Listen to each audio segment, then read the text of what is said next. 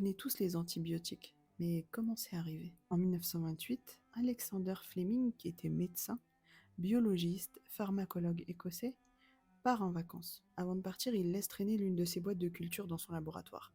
Et à ce moment-là, il travaillait sur le staphylocoque. Le staphylocoque, c'est une bactérie qui est responsable de nombreuses infections. Donc il laisse cette fameuse boîte de culture traîner dans son laboratoire et il s'en va en vacances. Quand il revient, il remarque un truc étrange. Une moisissure s'est développée et autour d'elle, toutes les bactéries avaient disparu. En fait, une spore de moisissure qui venait très certainement de l'air s'était posée dans l'une des boîtes. Il ne s'est évidemment pas contenté de nettoyer, il a voulu observer.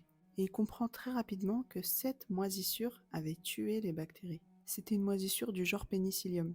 Et elle produit naturellement une substance qui est capable de tuer les bactéries dangereuses. Donc Alexander Fleming, à ce moment-là, venait de découvrir la pénicilline. La pénicilline, c'est le tout premier antibiotique de l'histoire.